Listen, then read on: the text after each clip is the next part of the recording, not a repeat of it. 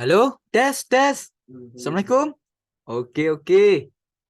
Assalamualaikum warahmatullahi wabarakatuh. Kembali lagi bersama saya, Muhammad Faldi. Ya, ya. Baiklah, hari ini kita akan belajar tentang etika bisnis dan tanggung jawab sosial. Eh, untuk apa sih etika bisnis dan tanggung jawab sosial? Nah, sebelum kita mempelajari etika bisnis dan tanggung jawab sosial, kita perlu memahami apa gunanya belajar ini ya. Nah, inilah akan saya share sedikit tentang etika bisnis dan tanggung jawab. Di dalam melakukan bisnis dan usaha, ada yang namanya norma-norma dan aturan atau aturan serta hukum yang berlaku, baik tersurat maupun tersirat. Jadi, dalam melakukan bisnis tersebut, kita ada etikanya tersendiri, tanggung jawab tersendiri. Nah, maka kita lihat di sini. Etika bisnis adalah suatu rangkaian prinsip yang harus diikuti apabila menjalankan bisnis. Jadi, tidak seenak hati kita dalam menjalankan bisnis. Ada etika-etika dan prinsip-prinsip. Di dalam etika ini juga merupakan moral yang harus dilakukan dalam menjalankan bisnis. Tidak seenaknya. Contoh yang banyak kita lihat, dagang nggak seenaknya menaikkan harga. Ada moral dan etika di dalam tersebut. Baiklah, kemudian tanggung jawab sosial. Tanggung jawab sosial adalah suatu pengakuan dari perusahaan bahwa keputusan bisnis dapat mempengaruhi masyarakat, komunitas, dan lingkungannya, dan secara luas meliputi tanggung jawab perusahaan terhadap pelanggan, karyawan, dan kreditur. Selain tanggung jawab terhadap pelanggan, karyawan, dan kreditur, perusahaan tanggung jawab sosial ini juga bertanggung jawab kepada lingkungan, karena suatu perusahaan juga menjalankan yang namanya produksi. Di dalam produksi tersebut, perusahaan harus melihat apakah produksi tersebut merusak alam ataupun tidak. Sehingga tidak terjadinya yang namanya kita bisa lihat pembuangan limbah sembarangan yang akan merusak ekosistem dan alam tersebut. Kemudian kita lihat lagi. Etika bisnis dan tanggung jawab sosial akan merujuk ke keputusan bisnis. Kemudian akan merujuk lagi kepada pendapatan perusahaan hingga nilai perusahaan. Nilai perusahaan juga bisa kita sebut citra perusahaan. Keputusan yang tidak etis biasanya timbul jika pengambilan keputusan hanya untuk menguntungkan diri sendiri daripada pemegang kepentingan atau karyawan, pemegang saham, lingkungan, dan pelanggan tentunya. Praktek bisnis yang tidak etis dapat berpengaruh tidak baik terhadap nilai perusahaan. Perlu kita ketahui juga bahwa perusahaan yang tidak beretika otomatis mereka tidak layak untuk beroperasi dan negara akan mengambil tindakan dengan menutup perusahaan tersebut. Jadi ingat, pengambilan keputusan yang tidak etis akan membuat diri sendiri tersebut sulit. Dalam hidup janganlah Anda mempersulit diri sendiri. Oke. Yang A, tanggung jawab kepada pelanggan. Jadi kita telah melihat tanggung jawab sosial terdiri atas 4. Yang pertama, pelanggan. Yang kedua, karyawan. Yang ketiga, lingkungan. Dan yang terakhir adalah pemegang saham atau pemilik perusahaan. Tanggung jawab kepada pelanggan jauh lebih luas daripada hanya menyediakan barang atau jasa. Perusahaan mempunyai tanggung jawab ketika memproduksi dan menjual produk. Dalam praktek tanggung jawab yang dimaksud meliputi tanggung jawab produksi. Produk harus diproduksi dengan keyakinan menjaga keselamatan pelanggan. Label peringatan harus ada guna mencegah kecelakaan karena salah dalam penggunaan dan adanya efek samping. Tanggung jawab produksi ini bisa kita lihat contohnya sehari-hari adalah produk perusahaan. Di dalam produk perusahaan tersebut ada yang namanya komposisi makanan, dan di sana juga ada tertulis zat alergen, dilarang makan bagi orang yang memiliki alergi khusus kepada bahan yang ada di dalam produksi tersebut. Jadi ini merupakan salah satu contoh tanggung jawab produksi sehari-hari yang kita lihat. Kemudian ada juga di mobil, di situ ketika pintu tidak tertutup rapat, perusahaan ada melakukan tindakan pencegahan untuk keselamatan pelanggan, yaitu dengan nonaktifnya mobil ketika pintu mobil terbuka. Ini merupakan juga salah satu tanggung jawab produksi. Kemudian tanggung jawab penjualan. Perusahaan tidak melakukan strategi penjualan yang terlalu agresif atau iklan yang menyesatkan. Perlu survei kepuasan pelanggan di mana yang diperlakukan sebagaimana mestinya. Jadi selain bertanggung jawab produksi, perusahaan juga bertanggung jawab kepada penjualan, yaitu ketika menjual dia memberikan informasi yang sesuai dengan produk tersebut, tidak menyesatkan.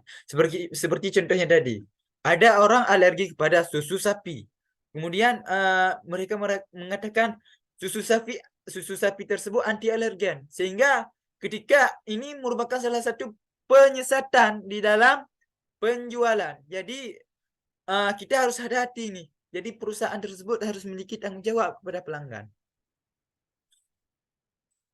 Selain hal tersebut, tanggung jawab pelanggan juga ada ketika biasanya ini hanya berlaku kepada perusahaan kosmetik. Bila karyawan memiliki bahan tersebut bisa merusak wajah pelanggan di dalam produk kosmetik, perusahaan wajib bertanggung jawab dalam proses membuat kembali si pelanggan tersebut sembuh. Jadi mereka memiliki tanggung jawab untuk dalam biaya pengobatan pelanggan yang kulitnya tersebut rusak akibat produk mereka karena tidak bertanggung jawab tersebut. Kemudian cara menjamin tanggung jawab sosial kepada pelanggan. Yang pertama adalah ciptakan kode etik atau ciptakan batasan. Kode etik ini bisa disebut juga batasan-batasan yang tidak boleh dilanggar oleh seseorang. Berisi serangkaian petunjuk untuk kualitas produk sekaligus sebagai petunjuk bagaimana karyawan, pelanggan, dan pemilik seharusnya dipelihara. Yang kedua, memantau semua keluhan, yaitu menghubungi pelanggan apabila mereka mempunyai keluhan mengenai kualitas produk atau lainnya. Cari sumber keluhan dan keyakinan bahwa problem tersebut tidak akan timbul lagi. Ini hubungi pelanggan, ini bisa juga ketika pelanggan menghubungi kita harus merespon dengan ramah tamah dan baik.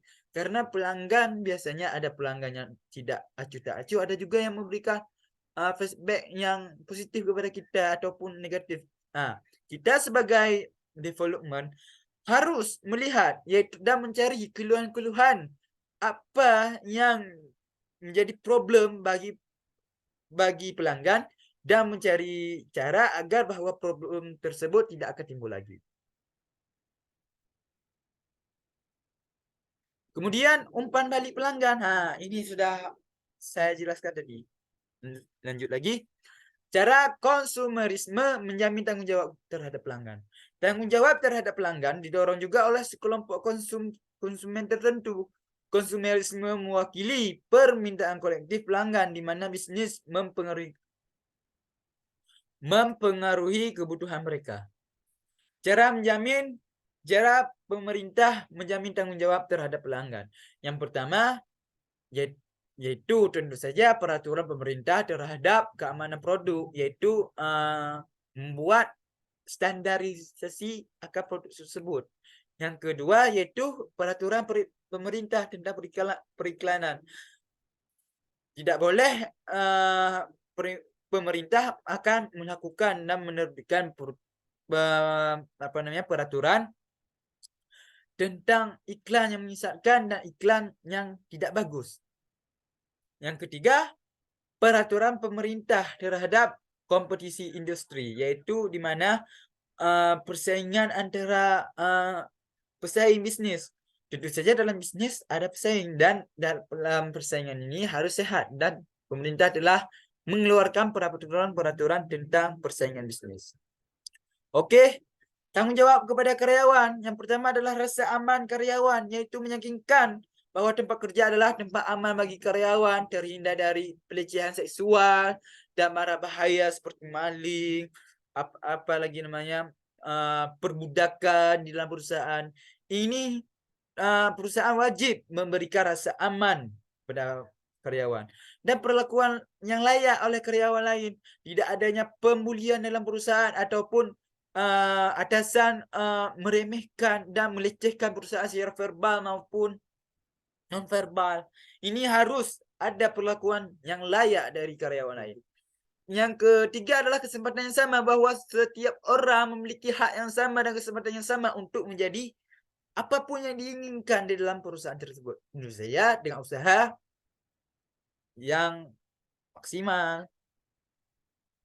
Ya, cara perusahaan meyakinkan tanggung jawab kepada karyawan, yaitu dengan menerima perlakuan yang layak dan memberikan perlakuan yang layak. Beberapa perusahaan bahkan menciptakan prosedur keluhan untuk karyawan yang merasa bahwa mereka tidak diberi kesempatan yang sama.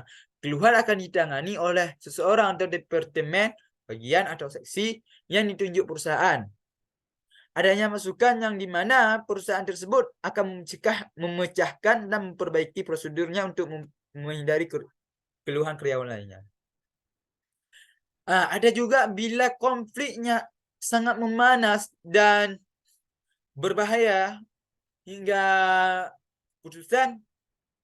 perusahaan akan mengambil konflik ini sebagai alasan untuk pemberhentian karyawan. Biasanya konflik ini benar-benar parah dan bahkan bisa merugikan perusahaan dan membuat hubungan di dalam perusahaan tersebut tidaklah lagi nyaman, sehingga perusahaan akan mengambil keputusan dengan PHK, pemutusan hubungan kerja.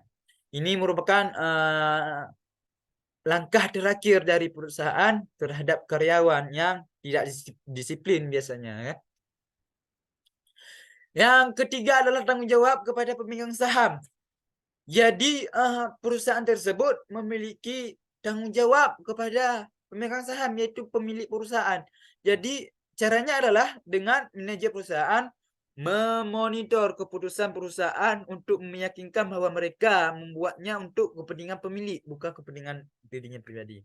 Dan gaji karyawan dikaitkan dengan kinerja perusahaan. Dalam hal ini, karyawan tinggal memfokuskan pada memaksimalkan nilai perusahaan.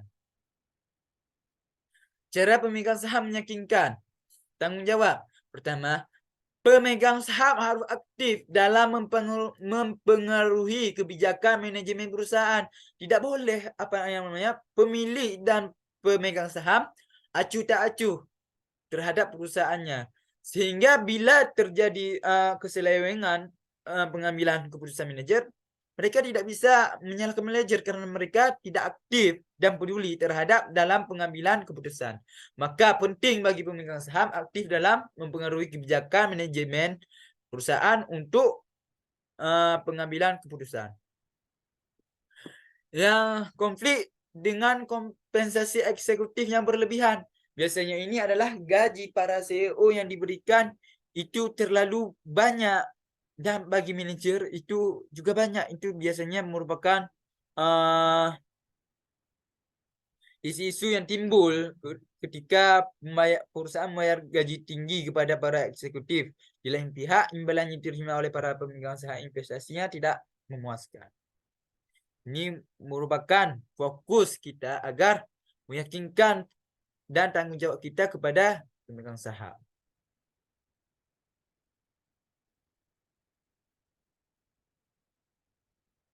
Kemudian bukan hanya kepada pemegang saham juga, tapi kita juga memiliki tanggung jawab kepada kreditor, yaitu orang-orang yang memberi pinjaman. Biasanya adalah pihak bank, di sini.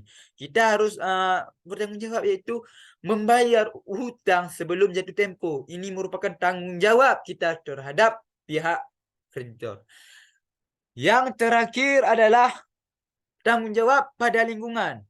Ya, dalam proses produksi kita harus memperhatikan lingkungan. Bukan hanya asap produksi, buang limbah, buang asap pabrik. Kita harus memperhatikan lingkungan, karena bila lingkungan rusak, maka otomatis usaha kita tersebut pemerintah akan mengambil keputusan untuk menutup usaha kita, karena merusak lingkungan dan membawa dampak buruk bagi lingkungan sekitar, baik pelanggan maupun orang lain. Ketika lingkungan rusak, bukan hanya orang lain yang kena dampaknya, tapi kita juga kena dampaknya dengan menurunnya kesehatan dan berbagai lain. Serta isu yang paling digaungkan sekarang adalah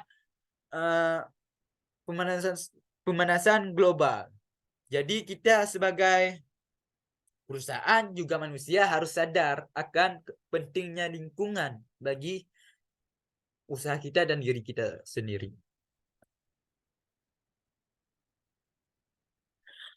Yang terakhir adalah biaya untuk memenuhi tanggung jawab sosial.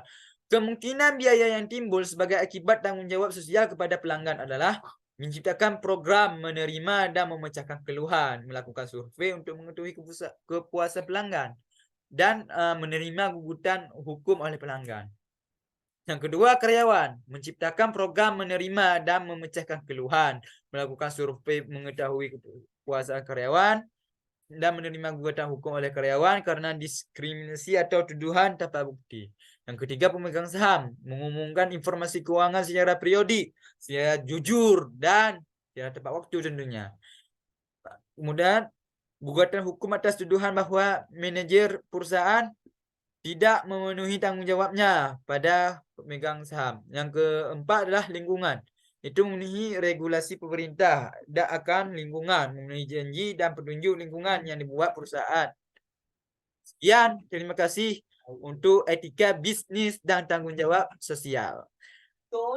Dari saya Muhammad Kaldi, sampai jumpa.